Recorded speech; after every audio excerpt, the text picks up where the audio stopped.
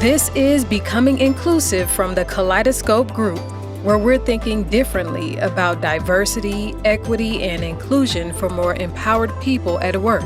We're committed to real change, and that begins with real conversations. Welcome in. Hi, I'm Reggie Ponder, and welcome to another episode of Becoming Inclusive. I have the pleasure of welcoming back to the show the COO of the Kaleidoscope Group, Chris Georgas. Hey, Chris, how are you? Hey, Reggie. And then we have the distinct pleasure to welcome Juan Betancourt from Humantelligence, and he is the CEO. Hey, Juan, how are you? Hi, Reggie. I'm fine. How are you? And nice to see you, Chris. Nice to see you too, Juan. We're doing good. Well, I'm glad to have both of you guys on. And Chris, I want to actually start with you. Is that when we talk about DE&I, a lot of times people look at the numbers and the metrics. That's what they look at. And they kind of overlook that we're talking about real human beings and real culture. What do you make of that? Yeah, I agree with that. And I'm not saying that analytics and metrics aren't important. They are, and they have a purpose, but they're not really meant to be the purpose. And so what I advise our clients and different leaders is really think about the metrics as a data point and a part of the equation, but not the end of the equation. And when we look at metrics inside Kaleidoscope Group, we look at metrics to support something greater. What are you really trying to achieve? What does success look like? How does that what you're doing in the organization line up with success? And is everybody really clear on that? And what you're really trying to create with diversity, equity, inclusion, and belonging? And then at the end of the day, do you have a roadmap that gets you from where you are to where you want to be? And that where you are can really be supported by metrics and analytics, absolutely. And then, of course, measuring that progress to where you want to be. Again, metrics can really be a great valuable resource and tool for that. So again, metrics can be used well and wisely and purposefully, but there's a lot that goes around that. And I think Juan is going to tell us some of the ways that we can look at that today. Am I stealing your thunder, Reggie? No, you did a good job. But before Juan jumps in there, is that I want to ask you, because you threw them in there right away. Look at you, Chris. This is what you do. You like just throw them into the pot. Is that why a partnership with the Kaleidoscope Group and Humantelligence in your estimation? Oh, I mean, I think that's really easy.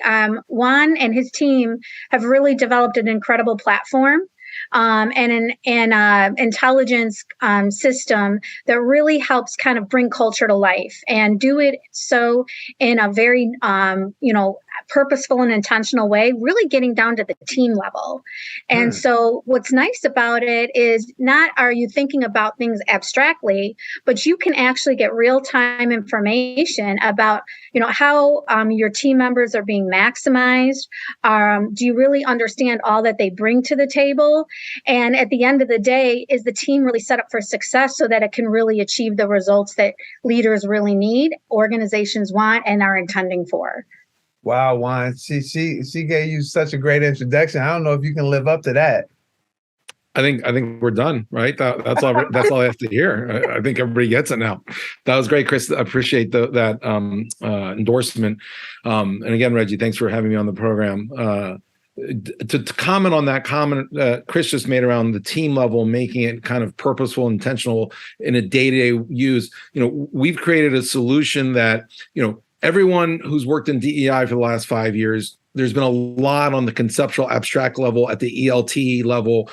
Great companies that do consulting like Kaleidoscope come in, they do their transformational projects. People like Don Sol from MIT and Harvard do their surveys on the Fortune 500, Culture X, and you roll this data up and you see the whole company. But the reality is, and what Don Sol has found is that inclusion and belonging is less so being part of a company. It's about being part of a team and the people you work with every day. That's right. And so if you don't have a way to extend the great work that the Kaleidoscopes of the world are doing at the consulting high level down to the team level, so if there's 5,000 employees, sure, you're going to touch those top 50, but how do you get to the next 4,000 level people and those 500 teams in a way that they think and use muscle memory to change their behaviors, their motivations, and their work styles to be a more inclusive culture and to be more belonging of other members on their team, both in a group environment, on Slack, in Teams, Microsoft Teams, or calendar meeting, on video meetings, in physical meetings, and for even peer-to-peers to be inclusive on emails and when they communicate one-to-one. Humantelligence is the first company to figure out how to do that in a very nuanced way, which becomes part of your daily collaboration so that everyone becomes more inclusive and belonging, regardless of race, actually, and also takes it away from being race-based, because a lot of people make the mistake to think that DEI only means demographics and race, when really, there are populations within the African-American community that don't understand each other. It's not within the Hispanic community that don't understand each other, within the white community, Anglo, that don't understand. So to boil it down to just groups of people, I think is the wrong way to go. It's really, how do two people or a team work with each other, regardless of demographics? And because we're all unique and beautiful as we are, our tool helps bring those unique attributes to life, and where everybody can work better around those things. So, Chris, and if I could, I was just going to say what I would also emphasize is it really gets to the individual that Juan was just talking about. It looks at the individual, it considers the individual, it doesn't make assumptions about the individual, and yet at the end of the day, it helps the individual really be set up for success so that they can achieve their potential. Not that that success lies in anyone else's hands, but it is data that tells you if that individual is really being maximized. And if they're not, what needs to change or what needs to get better so that that can happen. So Chris, is that, as I'm going to put myself in this group, not you, but as an old head, I'm like, some more technology? Come on, I don't want more technology. So is this for the young people? Are you doing this? Are we doing this so we can cater to this new generation of people, or is this relevant to old heads like me? Well, I'll start, but I think Juan can bring it to life better. It's for everybody, and it needs to be for everybody. And I think the tool is simplistic. We've had our own team inside Kaleidoscope Group go through the tool, use it, and I think everybody found great value in it. At the end of the day, a system is only going to be as good as the energy and time you put into it. So if you believe in it and it's important to you, and you use it appropriately the way that it needs to be, you should have no problems. And I think everybody should be able to get the value that they need. Doesn't mean that everybody gets the same value, but everybody will get the value that they need. Yeah, and I would echo that. It is for all ages.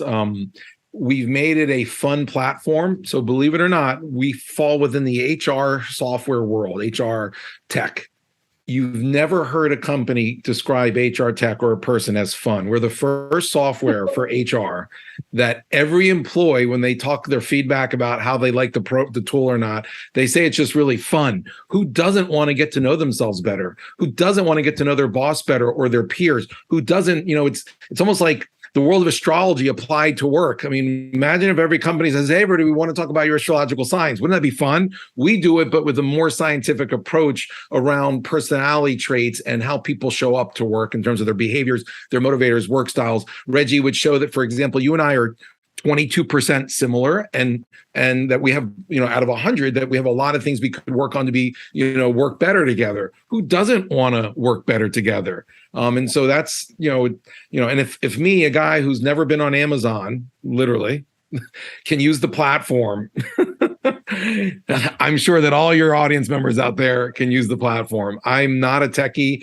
I still use a Samsung. I don't own any iPhone products, and this platform's easy enough for me. So if it was built by this guy and his team, anybody can use it out there, I'm sure. So what's interesting, Juan, is that the 22% that we do have in common is that we are not, we don't root for Alabama as a football team. Right. So I really love that, because Chris is so Alabama-y. So thank you so much. At least we do have something in common. Whatever, Chris.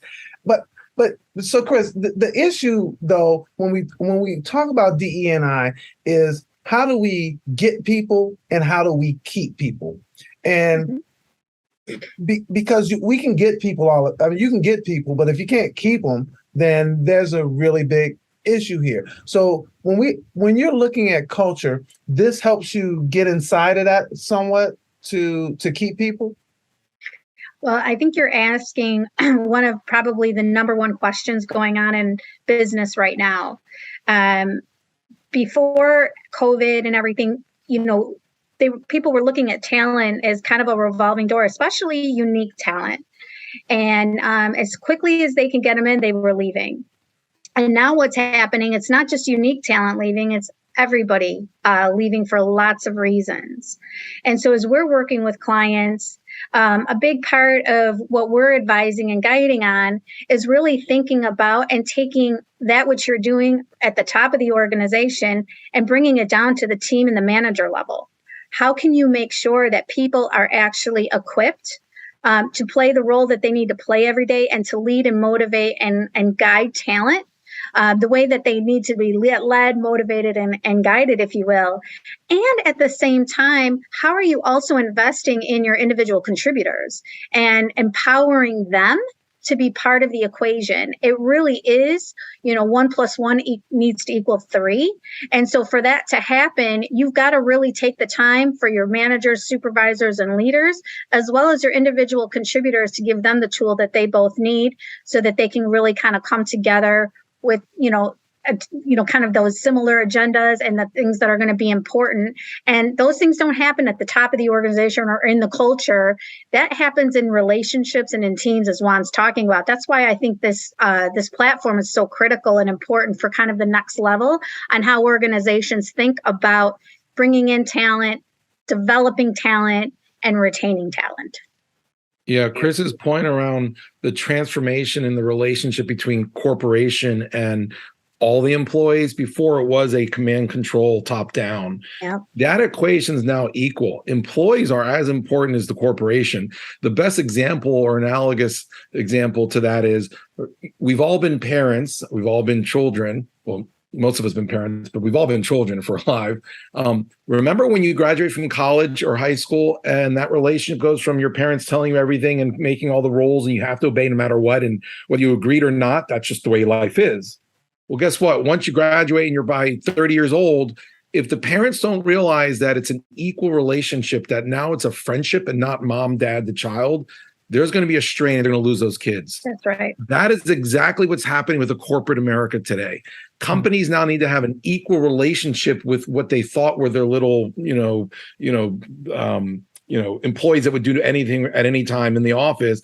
Now it's like, hey, can I work with you? What's important to you, employee? And so that dynamic is kind of where we've come in, where we believe that not only should the company be optimized in its vibration, but every individual and every two individuals and every team of people should be optimized. Great consulting firms like Accenture are using our platform with their clients around the well-being, not only of the individual, but they call it the well-being of the team. They think Humantelligence should be used by every team in the world to optimize team well-being, to optimize, they call it the healthy team toolkit, Humantelligence. They also believe that, the future of the most successful companies is where every individual, every two people, every team, every division can be agile. And if you don't understand yourself and you don't understand others, like a great basketball team in the NBA, right? You have to be agile. There are 7'4" centers that now shoot 3-pointers or play like point guards. Yeah, if they were just playing, I think that's a problem, by the way. But that's how you win in basketball now, right? We'll get back to that. But agility is everything, and companies that cannot become agile and let individuals and teams rise to the top, they're going to lose employees, and that's we're seeing the Great Resignation. And so this is really, really interesting when you talk about this one. So it makes me want to ask you a question about is Humantelligence is the name of it. So you're telling me that it doesn't take out the human portion of it, because a lot of times technologies fails sometimes to take out the humanity. So talk to me a little bit about that. So whereas every HR technology solution in the marketplace today, Workday, SuccessFactors, ADP, iCIMS, Taleo, Bamboo, Lever, blah, blah, blah. There's like 100 of them. They'll automate a process, which is taking the human piece out of it somewhat. And so that's a problem. Humantelligence focuses on people's personalities, their soft skills. And so we're not automating any processes. We're bringing to the discussion the human aspect of work, the connection aspect. We help we call it the UCC framework. U for understand, C for connect, C for collaborate. You understand, connect, collaborate. That leads to higher resonance. So we actually are a technology that leads to a vibrational resonance that is higher for every two spirit molecules or spirit souls to resonate. We were built on a spiritual framework, and we've built technology to support a spiritual concept in a way where every two humans can be happy working together. I actually call it the happiness software, really, in my own company. All right. Well, Chris, you're shaking your head on this like you're agreeing. So go ahead, jump in here. Yeah, what I loved about it for me and what resonated, and I think it's going to be different depending on who you are as a person, but I also think it's just about care. So UCC, that for me falls under the umbrella of care. And so I think, what's really, and the way the switch has been flipped is organizations are now being called on the carpet to care. They need to care about their people. They need to care about their communities. They need to care about what's going on socially, in the government, and on and on and on. And so this, to me, really does fall in line with it. And I would agree with Juan. It's definitely a differentiating tool than some of the other ones that are out there, because in my opinion, what it actually does is focus on the human side of who we are and the individual side of who we are better than probably anyone I've ever seen. Wow. I think that's what is really captivating about it, and I think kind of distinguishes it from everything else. Well, so you talk about care, Chris, and as a company, I care, but I also have to get these widgets made. Mm-hmm. So I'm always asking myself, as the CEO of a company, I care that you need daycare. I do. But today I have 50 widgets that need to get made. And so you're talking about care as a part of culture, and the culture is intentional. So what I would say to the statement you just made, if you have to have a but in it, I don't know that I really believe the first part of your statement. At the end of the day, those two things are not mutually exclusive. When people join an organization, they know they have to achieve results. They know that the company needs to achieve results if people want to be paid and the company can stay in business. So that really isn't anything that would be new to anybody joining an organization. Of course, we can reinforce it.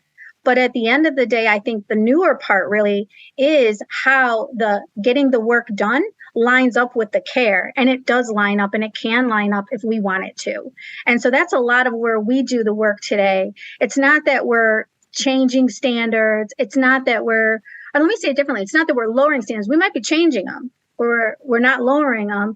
And at the end of the day, it's also making sure that the people who are there and who are the resources on the ground, I shouldn't even call them resources, but the people making it happen every day, they feel like they matter and that their needs are understood and known and mattered. And the organization is working to come together to make what they need a reality as much as it can.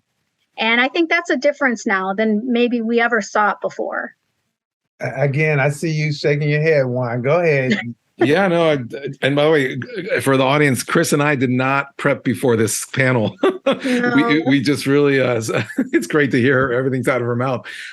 So let's make no mistake about it. When you have employees who feel included and part of a belonging team, they do perform better, they collaborate better, and performance increases for that team. And if you do it through an organization like our clients throughout the whole organization, that company performs better and makes more profit. EBITDA goes up, profit goes up when you use Humantelligence. We've proven it across all of our modules, whether it's a recruiting module for better recruiting based on your personality and how you fit better with the organization for their strategy and culture, to teams working better to produce widgets, as you said. That has been proven already with data over our 6 years and millions of users and 200,000 teams on this platform. So it does improve performance when people are included and they feel like part of a belonging group. So yes, I agree with Chris, and it does improve. It helps both. It's that equation. We are not here to help only employees. We're here to help employees and the companies. So here's my pushback, Chris. You've been saying for however many years you've been doing DE&I, the DE&I does exactly what Juan just said. It increases performance, and people come to work better, and they collaborate better, and all of that. I am skeptical. So I'm skeptical of DE&I, and now I'm skeptical that we have a way technologically to even enhance that. Help me as the poor CEO here. Come on, help me, please. Help you? Well, I guess I would. How has everything else worked up to this point? Right.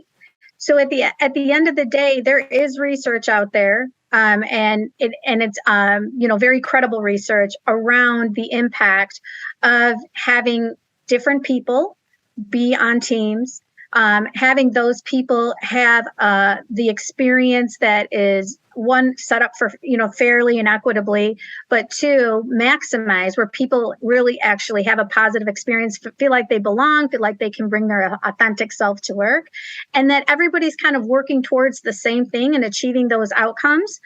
How, at the end of the day, does the organization not benefit from that? Wow. It really does benefit. The numbers are important. The numbers are what I think got us here.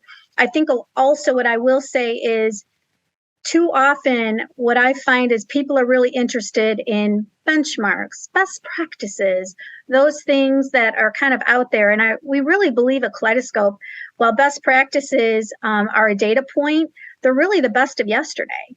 And so at the end of the day, what we encourage our clients to do is really look at where they are. What are their benchmarks? Where are they strong? Where do they have opportunities? And based on those things, really put very tailored strategies together and experiences and whatever they need to shore up those things where they're not where they need to be, and also at the same time building on their strengths.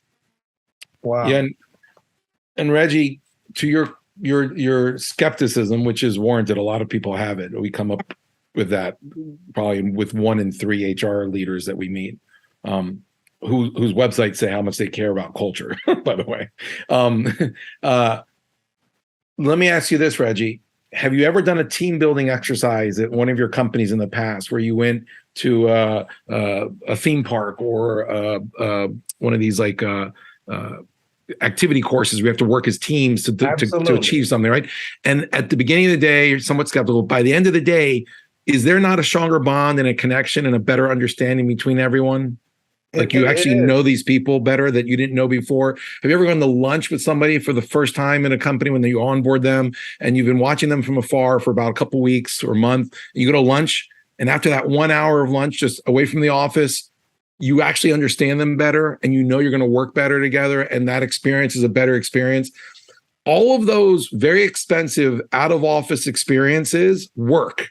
What we've done is built a software that brings that kind of connection and understanding into your everyday emailing and everyday work with others on Teams and peer-to-peer. So all we've done is put in a bottle 100 years of amazing experiences that are way too costly for companies, that they only give it to the executive levels typically. And we've bottled that up in a really fun software for everyone to benefit from that kind of connection and understanding, which we all have done before. And imagine if everyone can feel that with each other at work all the time, even if you've never met them before, even in an email. That's what we've created. I love that. We're coming around to the end of our discussion here, but before we do, Juan, I'd like to ask you about this whole concept of culture being intentional. And because I've seen a lot written about culture is intentional. What's your thinking on that? Yeah, a lot of people, when they build a company, employees 1, the founder, to 30, it might not be so intentional. They just had an idea, they had a product, they started selling, they hired more people. Next thing you know, they found themselves, oh my gosh, I run this company, and it's a default, it's culture by default. Yeah. But the companies that succeed at that point and get to 1 million in revenue, then to 10 million, then to 100 million, to 1 billion, they actually have to change culture drastically at each phase. And if it's not an intentional way of changing culture, and a tool like Humantelligence allows you to target what you want to be and where you are and how to get there per employee with a roadmap for each person in the company to how to hire for that intentional culture. If they don't do that intentionally, they won't get there. Our company, when we built our culture target product, we had all change-oriented behavior people. We had all innovative people in our motivations, and we had creative people in our work styles, which is great for new products, really interesting stuff, and made work, every day with something new and different and shoot from the hip. Then we started signing big clients, and we had to onboard a 10,000 person client, not a bunch of 20 person clients. Well, when you make a mistake, when you're always creative and innovative and changing all the time, you make lots of mistakes, but who cares? You're agile, right? Well, now you have a 10,000 person client. If there's one mistake, you have 10,000 people emailing you and complaining, and you'll never get another big client again, and that will ruin the company. And so you have to become more deliberate. You have to be more predictive. You have to put in structure and process and take the time to do things that does make you more like a Titanic. And so we ourselves drank our own Kool-Aid, and every founder out there who's ever succeeded knows exactly what I'm talking about. They didn't get to being a large multi-billion-dollar company without completely transforming their culture intentionally to the different phase they're about to enter. The other best example of that is when COVID hit, everybody thought that the culture we just got accepted to Endeavor, a very unique program. So it was last night was our award launch. So that's why I have this. Congratulations. When companies have their culture on their coffee mugs and on their t-shirts and on their websites, in February of 2020, every company thought that culture was this set it and forget it, stagnant thing you leave forever. And it's only intentional in that sense that the top 10 executives get to write it down and say that they created amazing culture, and it's on their website, right? And 98% of the Fortune 500 have the same 4 values. But regardless, that's what they thought intentional was. And then COVID hit, and every company's culture changed drastically. And then they decided to get really intentional, and they've had to learn that intentional is not some pie in the sky dream of what you want to be. It's actually, what do we need to be to perform? And that changes based on macroeconomic conditions, pandemics. It changes by division, by team, by competitor. And so culture is this infinite thing in a company, because Coca-Cola's finance and accounting team has a very different culture than marketing team, very different culture than the sales team. And Coca-Cola Argentina has a completely different culture than its neighbor, Coca-Cola Brazil. And so all these different things make culture this living, breathing organism, like a plant that doesn't just grow straight with one 90-degree branch. It's all over the place. And so you need a tool like Humantelligence and consultants like Kaleidoscope to manage that complexity as it grows, and to water that plant and see how it changes and produces new flowers, or doesn't produce flowers. And whatever your intentionality is, you need tools and concepts to be able to manage it, because by just default letting it happen will lead to your failure as an organization. Wow. Well, just like I started, I have to end with you, Chris. You probably want to talk to me about 50 million things that Juan just said, but I'm just going to leave the floor to you and see what you got for us to close out. Yeah, I think, one major nugget here is, it's really important to be intentional in everything that you're doing. And at the same time, as time is progressing, paying attention to where you are and what's important, because priorities change as time goes by. At the end of the day, I think the other thing we really learned that's big here is, the people working inside the organizations are what make the organizations tick.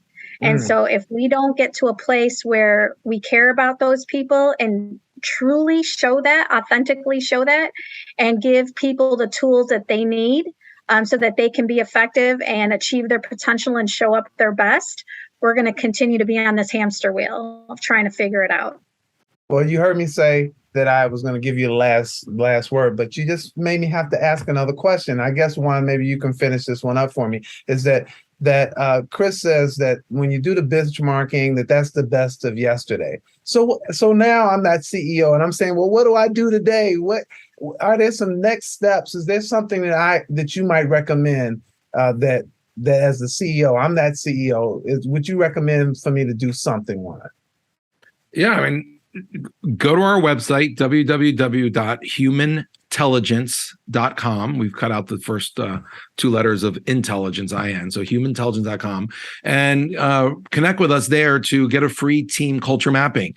So up to 20 people, do it for your team, 5, 10, 15 people, and see how different each of you are on your team. See how you can be more inclusive and belonging with your own team. Then you'll start to extrapolate that for your whole company. And you'll say, gosh, if everyone in my company could understand the team and the dynamics in terms of their motivations, behaviors, and work styles better, gosh, it'll be obvious how the whole company can perform better. So that's the invitation to go to our website and just think, if all of your leaders at your company cannot articulate the individual behaviors, motivators, and work styles of their team members today, or as a group, aggregate and how that supports the strategy of that team. If your team members can't do that, and the leaders of your teams can't do that, you're not going to be performing very well. And so there's a solution now to help you with that.